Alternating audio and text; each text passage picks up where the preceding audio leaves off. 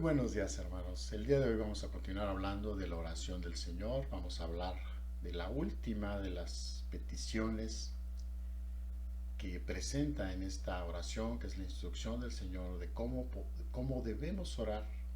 En esa nos enseña a orar, así como se lo pidieron sus discípulos, enséñanos a orar.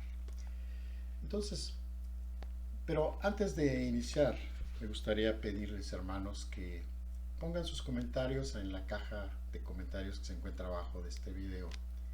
Es importante y sería muy útil, hermanos, que ustedes los comentarios, dudas que tengan, las pongan ahí, porque esto va a ayudar a otros a reflexionar. Y también vamos a hablar, si vemos preguntas ahí, las vamos a comentar eh, directamente aquí en la siguiente semana. De hecho, hay gente que me ha hablado directamente y entonces pues contesto estas preguntas, pero muy bueno sería que las contestáramos para todos, ¿no? La última, hermanos, de estas tres peticiones, o de las peticiones de las cuales hemos hablado, entonces se refiere a la tentación y al mal. En la traducción Reina Valera 1960, que es la que hemos estado usando, dice simplemente líbranos del mal. Pero en el griego hay que recordar que la Biblia fue escrita, el Nuevo Testamento fue escrito en griego. Y entonces tiene un artículo definido que nos hace entender mucho mejor lo que dice. Apotu ponerú. Este artículo definido, tú, le da una personalidad a ese mal. Entonces se podría traducir perfectamente diciendo líbranos del maligno, y es como hemos titulado la plática del día de hoy. La traducción debería ser así, líbranos del maligno. De hecho, en muchas de las versiones en español está traducido de esa forma. Esta expresión se refiere, por supuesto, al mismo Satanás, pero debe entenderse que no solamente se refiere a él, sino a aquellos que trabajan para él. Vamos a ver más adelante acerca de eso. Esto significa, hermanos, que estamos orando por ayuda en un conflicto o en una guerra espiritual contra un ser sobrenatural, maligno. Este conflicto es una de las cosas que se dan por hechas, se dan por sentadas en la oración del Señor. Esta petición está incluida dentro de nuestra oración para que el reino de Dios se extienda y haga su voluntad, aunque en nuestros días el hecho de que debemos luchar por el reino de Dios es una verdad que hemos descuidado muchísimo. Satanás es un enemigo que obstaculiza la construcción del reino de Dios y busca arruinar a los que hacen la voluntad de Dios.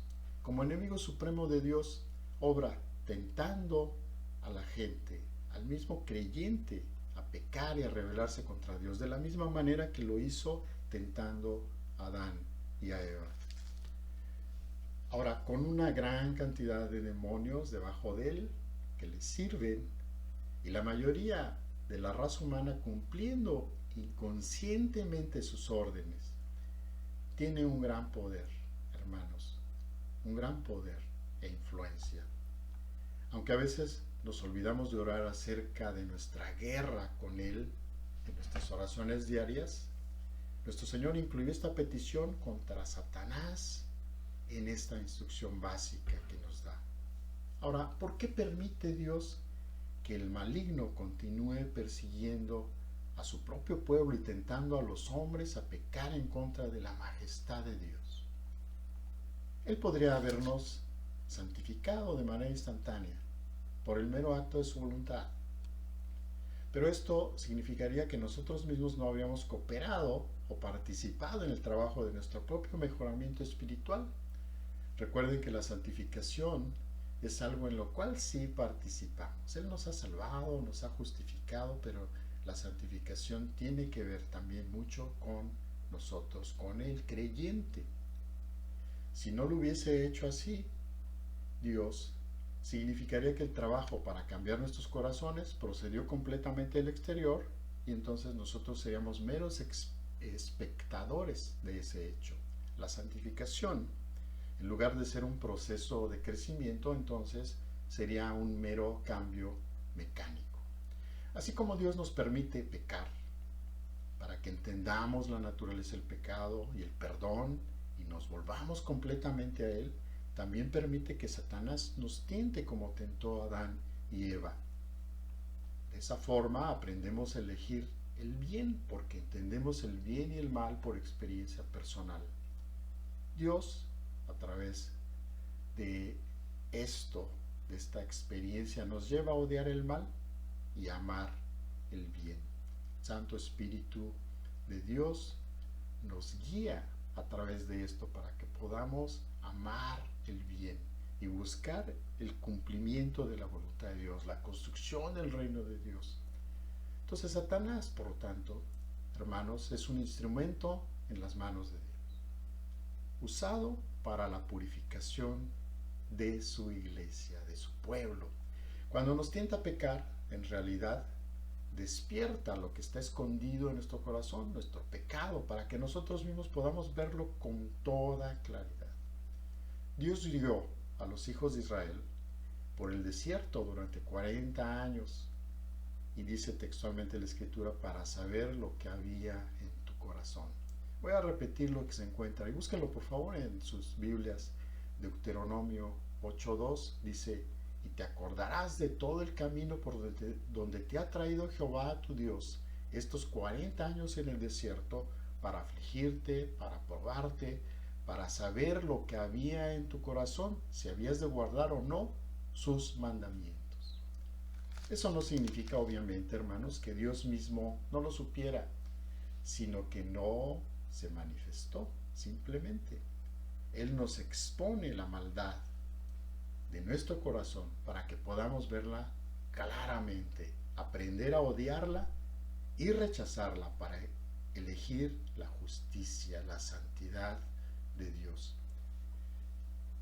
El ejemplo de Pedro es muy relevante aquí cuando hablamos de esto. Leemos en Lucas 22, versículos 31 y 32.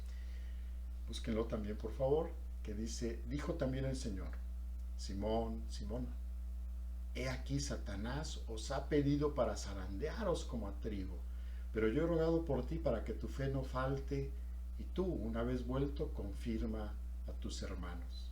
Pedro afirmó con entusiasmo que estaba listo para seguir a Jesús hasta la muerte, dice en el versículo 33. A lo que Jesús respondió amorosamente a Pedro, diciendo que lo negaría 3 veces esa misma noche. Entonces, ¿por qué permitió Dios que Satanás tentara a Pedro para negar a Cristo? Seguramente porque ese pecado estaba dentro del corazón de Pedro. Y sin mencionar al resto de los discípulos que pecaron de manera similar. Y tuvo que ser purgado este pecado para que Pedro fuera la clase de líder cristiano que Dios lo había elegido para ser. Cuando Pedro pecó y enfrentó el horror de su propio pecado, se arrepintió profundamente, y tan profundamente, de hecho, hermanos, que nunca volvió a repetir ese tipo de pecado. Como dijo nuestro Señor, pudo regresar a fortalecer a sus hermanos, porque la verdadera fe que había en su corazón ganó esa batalla espiritual por gracias a la influencia del Santo Espíritu de Dios, gracias a las oraciones de Cristo que también ora por nosotros.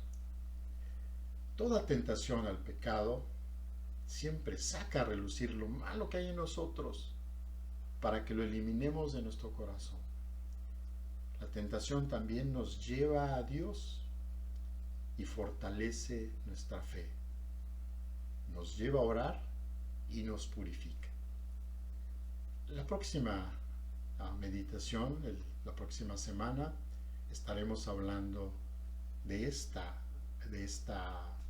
tan importante petición: líbranos del mal. Voy a hacer una pregunta para reflexión y de esa hablaremos en la próxima semana. Al orar, cuando dice no nos metas en tentación, mas líbranos del maligno o líbranos del mal, ¿qué es lo que estamos pidiendo entonces? Algo de ello nos dice el Catecismo de Westminster y sugiere tres aspectos muy importantes. De ellos hablaremos la próxima semana. Por lo pronto, que Dios les bendiga, hermanos, y que sigan teniendo un excelente día.